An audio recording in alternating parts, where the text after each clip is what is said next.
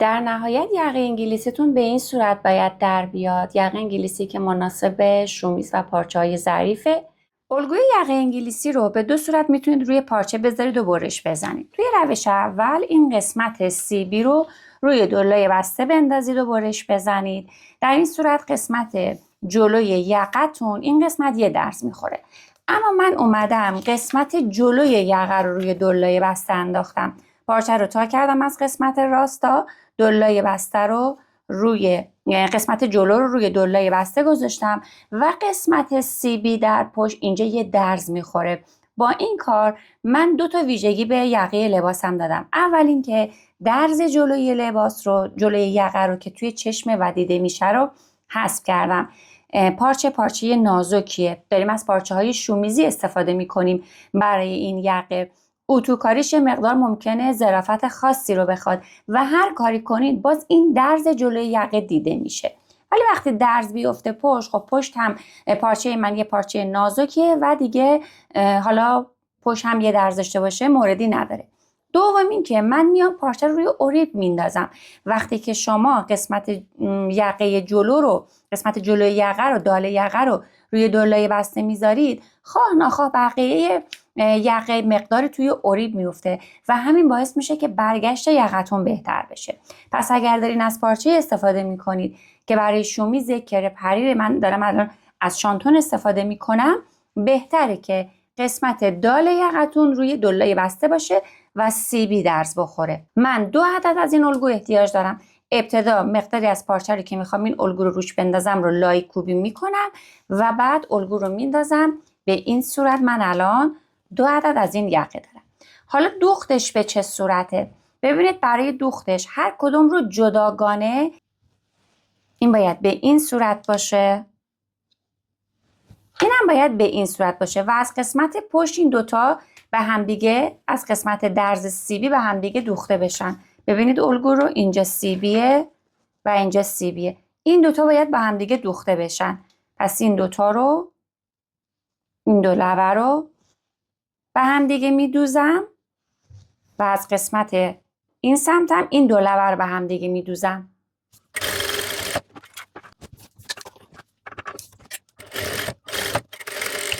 به این صورت این دوتا دوخته شدن. حالا میبرم این درزها رو باز میکنم و اتوشو انجام میدم. خب ببینید به این صورت اتوکاری کردم. درزها رو باز کردم و اول سبک کردم، باز کردم، اتو کردم، درز رو روی درز قرار دادم به این صورت و این لبه ها هم که میشه قسمت دال یقه. ببینید الان این قسمت یقه است. اینجا رو هم ببینید، این قسمت رو، اینجا رو هم خط اتوش رو انداختم و وقتی که دیگه این لباس دوخته بشه یقه شما جلوشه، یقه سبک بدون درزه. حالا باید قسمت بالا رو بدوزم. این قسمت برای دور گردن، این قسمت هم بالای یقه است. این قسمت بالای یقه رو میدوزم. دوباره درز رو روی درز میذارم. به این صورت قسمت بالا رو فیکس کردم. حالا به اندازه اضافه دوختی که گذاشته بودم لبه بالایی رو میدوزم.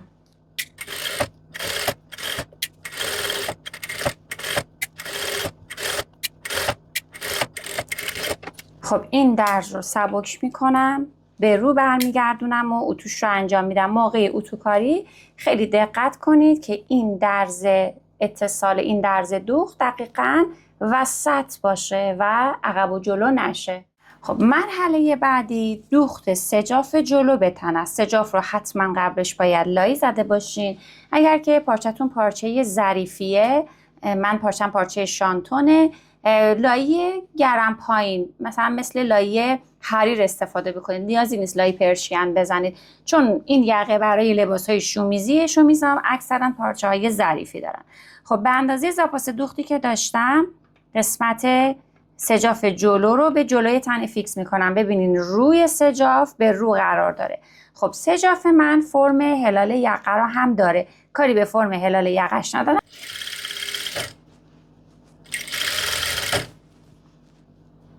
همیشه موقعی که میخواید سجاف رو بدوزید، سجاف باید به سمت خودتون باشه، این تکه کوچیک‌تر رو به سمت خودتون باشه. قبل از اینکه دوخت بکنید میتونید این لبه بیرونی سجاف رو هم تمیز دوزیش رو انجام بدید. موقع دوختم هر دو لایه رو ببینید شما این دوتا رو به همدیگه فیکس کردین، پارچتون ظریفه، احتمال جمع شدن پارچه زیری توسط این دندونه های کار پیشبر زیاده. هر دو رو با هم یه مقدار بگیرید و بکشید. تو این مرحله بعد از اینکه دوخت سجاف رو زدیم و اتوش رو انجام دادیم، باید سرشانه های قسمت پشت و جلو رو به هم دیگه وصل کنیم. میام رو به رو قرار میدم و سرشانه ها رو به هم دیگه فیکس میکنم. فقط توجه کنید ببینید من فقط سرشانه های تنه رو فیکس کردم. سرشانه سجاف آزاده چون بدن این میخواد برگرده بیاد و روی یقه رو بپوشونه. پس فقط سرشانه تنه در این قسمت و سرشانه تنه در این قسمت، سرشانه پشت و جلو به هم دیگه وصلن. مثل یه لباس معمولی سرشانه ها رو به هم دیگه میدوزم.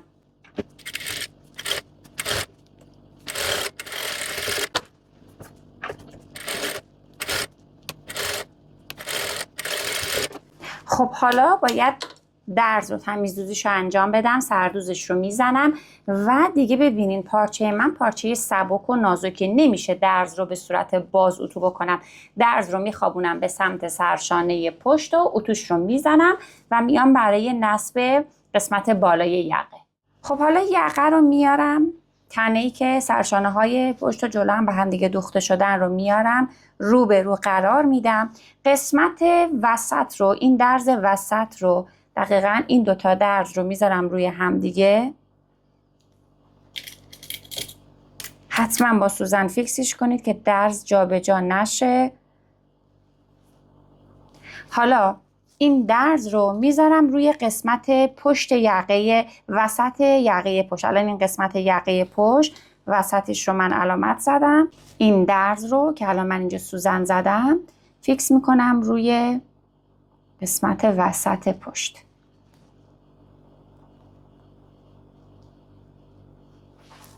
به این صورت. خب حالا این مابقی یقه رو فیکس میکنم به دور تا دور یقه. هم یقه فرم هلال داره، هم تنه فرم هلال گردن فرم هلال داره. پس توی دستم ببینید میتونید اول با نخ و سوزن کوک بگیرید. خب کوکش رو زدم، ببینید رد دوخت رو انداختم که ببینید کوک ها رو داخل زاپاس میزنم، روی خط زاپاس هم نمیزنم که بعد موقعی که میخوام نخای کوکو بشکافم دوخت اصلیم آسیب ببینه. به این صورت قسمت پشت یقه رو سر جای خودش فیکس کردم. حالا چک میکنم از قسمت وسط این رو تا میزنم. حتما این چک رو باید انجام بدین. این دو لبه رو میذارم روبروی همدیگه، کنار همدیگه، ببینم این دوتا ابتدای یقه من روبروی همدیگه میافتن یا نه. این دوتا لبه باید دقیقا روبروی همدیگه باشن، عقب و جلو نباشن. حالا باید دوختم رو توی چند مرحله انجام بدم. توی مرحله اول باید دوختم رو از این ابتدا انجام بدم بیام تا سرشانه. توی مرحله بعدی قسمت پشت رو باید بدوزم و توی مرحله سوم از قسمت سرشانه این سمت تا لبه یقه بدوزم. به چه صورت؟ توی مرحله اول من دیگه این رو با نخ و سوزن فیکس کردم و مطمئنم که دیگه یقه من جاش درسته و جابجا نمیشه. به اندازه زاپاس دوختی که داشتم ببینم ابتدای یقه من این قسمتی که کوک خورده یه مقدار از بیرون ترش میتونم بیام دوختم رو محکم بکنم. حواسم هست که این قسمت ها به چین و چروک تبدیل نشه. به اندازه زاپاس دوختم میدوزم. ببینید مرتب دارم با دستم این پفی که اینجا ایجاد میشه رو، ببینید این پفی که اینجا میشه رو مرتب با دستم صاف میکنم. خب این پف به خاطر فرم یقه هستش و نمیشه کاریش کرد و ما باید کنترلش کنیم. ببینید تا قسمت سرشانه. خب تا سرشانه هم یقه دو تا لایه داشت، دو تا لایه یقه و تنه رو به هم دیگه دوختم. از سرشانه به بعد رو اینجوری میتونم یه سرقرصی بزنم محکمش بکنم. از سرشانه به بعد رو این نخهای کوک رو باز میکنم. ببینید حالا یقه من 2 تا تکه داره. این تکه‌ای که زیره، ببینید الان اینجا تنه است، اینجا بالا تنه پشته، اینم یقه است. این تکه زیری یقه باید به این تنه دوخته بشه، این نباید دوخته بشه. این رو میام چکار میکنم؟ این رو میام، مگه من اینجا یه دوخت نداشتم، این رو تا سر دوختم دیگه، این نخهای کوکم میتونید باز کنید، تا سر دوختم یه چرت میزنم.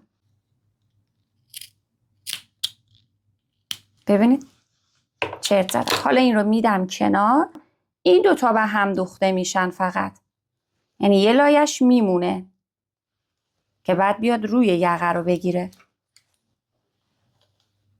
دوباره از جایی که دوخت قبلیم بود شروع میکنم به دوختن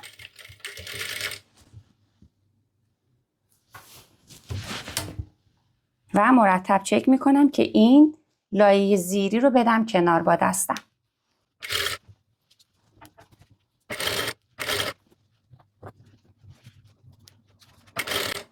تا کجا؟ تا سرشانه. پس به اینجا که رسیدم میام و تکه زیری رو هم درگیر دوختم میکنم. چرتش رو بعدن میزنیم، چرت این قسمت رو بعدن میزنیم که میخوایم برش گردونیم.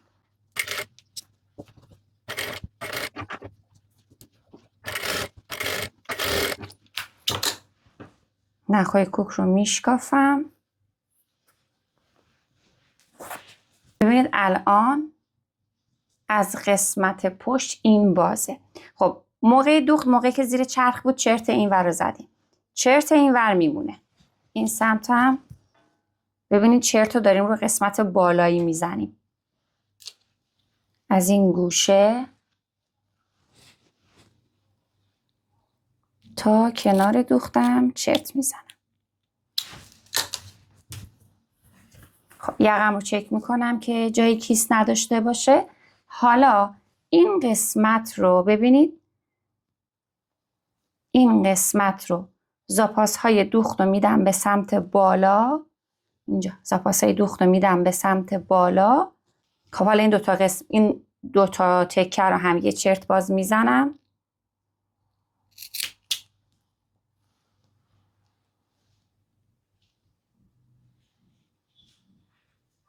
اینجا هم یه چرت میزنم. چرا چرت زدم؟ چون میخوام این زاپاس دوخت رو، ببینید زاپاس دوخت رو بیارم به سمت بالا و این تکه بیاد روی این قسمت رو بپوشونه. میرم با اتو این زاپاس رو میخوابونم به سمت بالا و این تکه رو ببینید، این زاپاس باید بره به سمت بالا، این تکه به این صورت اینجا قرار بگیره، یعنی یه اتو هم به این قسمت میزنم. ببینید به این صورت فیکسش میکنم. اول یه بخار از بالا که بدم، ببینید دارم زاپاسا رو میدم داخل،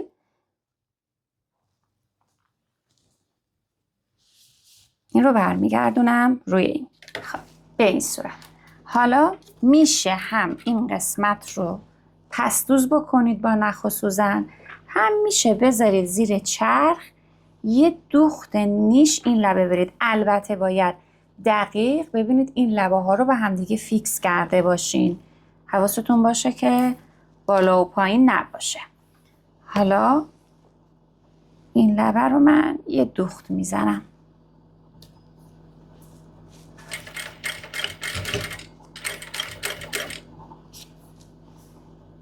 چون این قسمت فرم هلال داره، بهتر موقع دوختن به این صورت با دستم بهش فرم هلال بدم.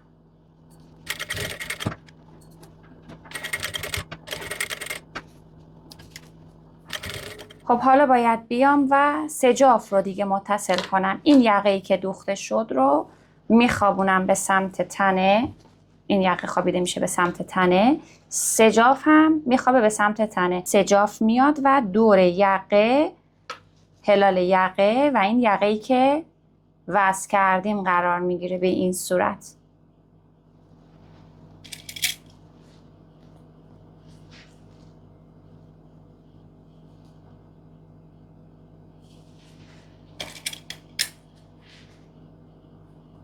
ببینید این از هلال یقه، این هم از سرشانه که این قسمت زیر سرشانه تنه قرار داره، این هم که سرشانه سجافه. حالا این هلال یقه رو میدوزیم. بهتر از سمتی بدوزیم که دوخت قبلی رو بتونیم ببینیم، که روی دوخت قبلیمون بریم. دوختی که یقه رو وصل کرده بودیم به تنه. رد دوخت قبلی رو اینجا پررنگ کردم، روی اضافاس دوختم بوده. این قسمت هم که اضافاس دوخت قسمت جلوست، اینجا رو میدوزم.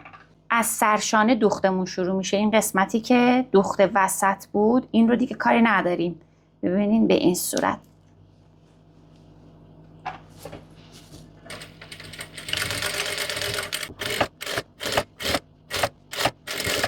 اگر که مثل من زاپاس زیاد گذاشتین، من زاپاس 1.5 گذاشته بودم.